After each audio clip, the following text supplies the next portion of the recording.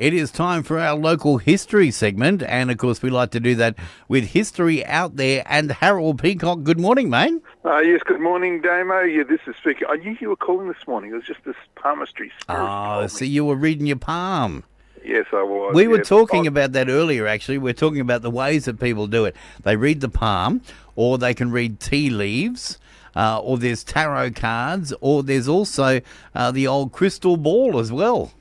Well, the outcome, what Thomas Wanza did as the professor of palmistry in Stanthorpe, look, it was 118 years ago he did it. This will amaze you, the story. All right. Well, let's hear all about Thomas Wanza. Yes, look, in colonial Queensland in the 1870s and 80s, that's how far back we're going, there was a recidivist petty criminal by the name of Thomas Skiffins. Now, he'd been in prison for theft or false pretences, and as soon as he'd get out, do it again. Oh. And so along the way, he accumulated 2 wives, 5 children, and dozens of convictions. Now, that was until 1887 when he was discharged after having served a 3-year sentence on St. Helena Island. That's when he was liberated as a reformed man. Oh. He launched a speaking career, delivering a lecture called Life Among Crime and Criminals. Now, in it, he alleged misgovernment on the penal establishment on Moreton Bay, but attendance was small, and so Skippins needed to reinvent himself for a second time. And that he did with a complete change of persona. By 1901, Thomas Skiffins was better known as Thomas Wanza, Right. and described himself as a professor of palmistry. Mm. Now, while pursuing this newfound career in the mystic art of palm reading, Wanza wound up in the Brisbane court defending himself against a charge of vagrancy. Now, Wanza said he was a scientific palmist as opposed to those other ones. And because he had this professional income, he argued that there was no way he could be convicted of vagrancy. He went to great lengths to explain the profession of palmistry was in no way similar to that of fortune teller, which, David, you got confused with, Yes. which, of course, was a criminal offence back then because it was considered fraud. Oh. Now, what's more, he said he could name numerous ladies and gentlemen to confirm that he had been making a really good living out of his calling for quite some time. But Wanza said he would sooner go to jail than commit a breach of professional etiquette by calling any of his past clients who had honoured him with their confidence. Now, the magistrates listened to his argument and gave him 3 months hard labour. Right. Wanza then took his profession on the road, and in 1907 he arrived in Stanthorpe. And that's when his mystical powers reached their zenith, Oh. that's their peak. Now, Wanza and a Max Henschel travelled together on a horse and dray and conducted a joint business of palmistry and jewellery repair work. You know, it's a natural combination, isn't it? Yeah, of course, one yeah. person's looking at the hand, the other one's fixing their rings. Now, one day when they were in Stanthorpe, the box of jewellery and tools owned by Henschel disappeared. Oh. They had simply vanished into thin air. Now, the Stanthorpe police were perplexed by the mystery and confessed they could do nothing. Right. Wanza then offered to help his friend. He volunteered to locate the missing box for a consideration of £5. Now, the method of recovery was ingenious.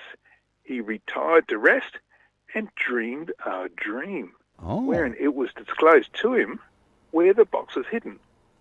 He then went with Henschel to a place on the roadside, and there, Damo, strange to say, the missing box was unearthed. But the box was found to be empty. He'd only been asked to find the box, not the contents. Hmm. But Wanza was not easily defeated and offered to find the missing contents by means of another dream and a further consideration of £3. Now, the offer was accepted, and Wanza, in the dead of night, again had a dream. The hiding place of the contents of the box was revealed to him, and it was all successfully recovered. Right. Now, the Stanthorpe police viewed these bizarre proceedings with complete astonishment. However, eventually a dark suspicion slowly descended, and Wanza was committed to appear at the Stanthorpe District Court on the charge of stealing. Now, leading the argument was Mr. Fred Dixon. He was a Crown prosecutor and son of the Queensland Premier, so he was top shelf prosecuting. Presiding the case was His Honour Arthur Noel of the District Court and sometimes Supreme Court. Judge Noel was regarded as one of the most brilliant legal authorities in Queensland. Now, the judge, after listening to Mr Dixon's address, determined that there was no criminal intent because the goods were returned to their rightful owner. That meant that, incredibly, Thomas Skippons, alias Thomas Wanza, the self-described professor of palmistry, who dreamed the recovery of lost items that he probably stole, was fully vindicated by the district court and was free to go. Wow. And so Thomas Wanza was effectively legally acknowledged as professor of palmistry in Stanthorpe 118 years ago.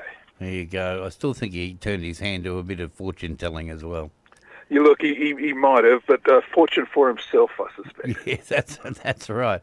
Yeah, that was the telling part of it, the fortune that he was trying to amass. Now, that is another great story, and of course, keeping it very local to Stanthorpe for this professor of palmistry. Now, you're going to be posting this story up online so people can read it, can't you? That's right. On Friday, I'll post the story on my website on historyouthere.com. All right, historyouthere.com. We should be amassing quite a few stories there locally.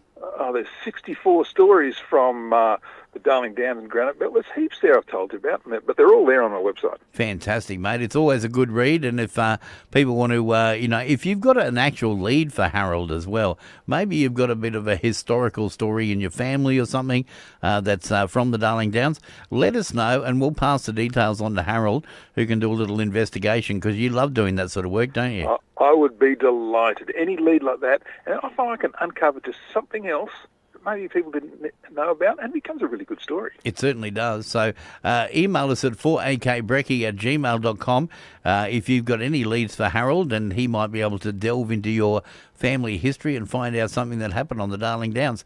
Mate, always good to chat, and we'll look forward to doing it again next week. That's right, and look after your palms. I shall do. I'll put them together and clap and applaud at that fantastic story. Historyouthere.com is where you can read that story and many others on the Darling Downs. We'll take a break, come back with our birthdays.